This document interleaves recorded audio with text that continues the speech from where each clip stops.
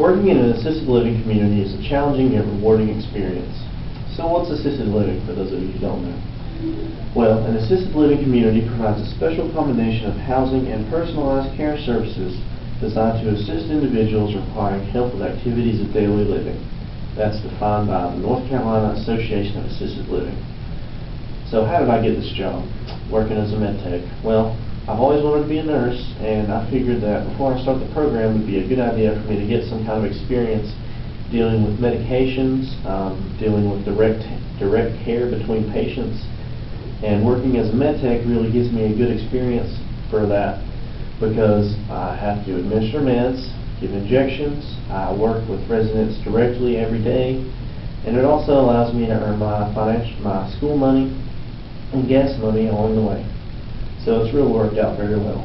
Now I come to learn it is a very high demanding job, and your typical resident usually requires help with maybe 2 to 3 activities of daily living, and what activity of daily living is, as we call them ADLs, is anything from showering, bathing, using the restroom, brushing your teeth, preparing meals, and administering meds. So and that's what we're here for. We're here to help them with whatever ADLs that they need, whether they're totally independent and are just there in case something were to happen, or whether they're totally dependent and we have to do almost everything for them. That's why we're there. So on your average day, you'll come in at 6 a.m. and you'll start your morning med pass, which has over 200 meds, and a med can be a pill, which is the most common, an injection, a topical cream, or even a patch, such as a nitroglycerin patch, which is used to lower your blood pressure. So we have to pass all the meds, get all that done, and about halfway through that morning med pass, we'll stop for breakfast at 7:30, and we'll gather everybody into the dining room. We'll make sure they have coffee, juice, cereal. We'll take their orders, we'll bring them out their plates, and then once everybody's done eating, we'll clean the dining room and get it set up for lunch. So after we're done in the dining room, we'll come back out and we'll finish our morning med pass. And then once that's done, we usually have about 10 or 15 minutes to take a break for ourselves. And then we have to start passing meds again because there are meds that have to be passed before lunch as well.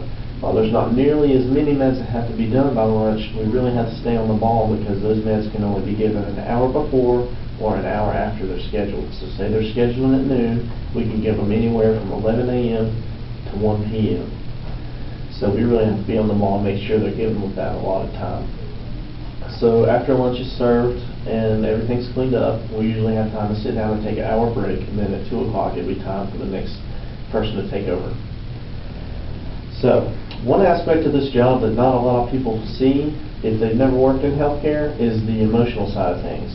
And really, I think, in my opinion, that it's just as important as the physical side, because you need to be there to comfort them when they're having a hard time. You need to be there to vent. You know, when I'm having a hard time, I like to go vent to somebody about it and talk things out. Why should these people be any different?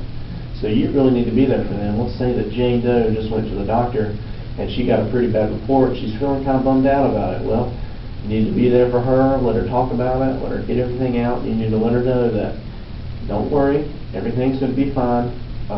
We're here for you and we love you. And we're going to make sure that while you're with us, we're going to give you the absolute best care that we can provide. And while not everybody's going to come up to you and just open up about these things, you need to try to engage other people. So say you've noticed one resident that doesn't really talk to a lot of people. You know, go up to them, say, hey, how's it going? You been doing okay? You know, a lot of times after I'm off for a couple of days, I'll come in and say, hey, what'd you do this weekend while I was gone? You staying out of trouble? Everything okay? And for example, one time I asked a resident this, and he said, yeah, it was a good weekend. We just had some good weather, and it was just nice to relax and enjoy the nice weather that we had outside.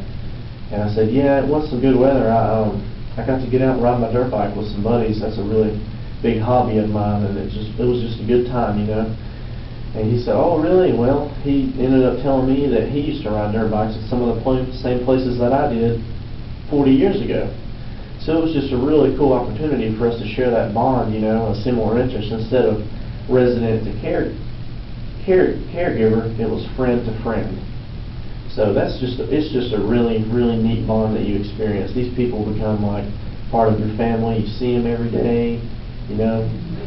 Virginia Morris is the author of How to Care for Aging Parents, and she says that a successful facility is one where residents make friends, become involved, and receive adequate physical and personal care.